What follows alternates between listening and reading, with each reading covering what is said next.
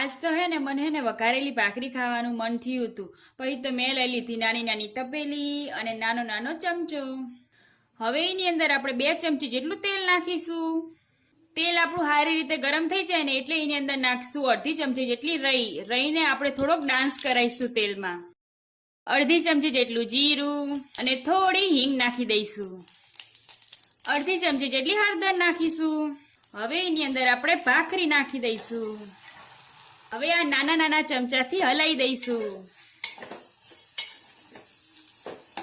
અહીંયા હે ને આપણે મીઠું નહીં નાખવાનું કારણ કે હે ને ભાખરીમાં હોય ને એટલે. હવે એની અંદર આપણે નાખી દઈશું 1 કપ જેટલી ખાટી છાશ. 1 ચમચી જેટલી ખાંડ નાખીશું. હવે એને આપણે ડિસ્ટર્બ કર્યા વગર છાશ બરે ને ત્યાં સુધી એને રાખીશું. આ હા હા હા સુગંધ તો મસ્ત આવે હે. હેડો આપણે જોઈ લઈએ. તો આપણી મસ્ત મજાની ભાખરી વઘારેલી તૈયાર હે. જો 1 નંબર બની હે હો બાકી. તો હાલો બધા વઘારેલી ભાખરી ખાવા. તો તમને મારી વઘારેલી ભાખરીનો લુક કેવો લાગ્યો કમેન્ટ બોક્સમાં કહેજો. હા 1 નંબર બની હતી હો બાકી.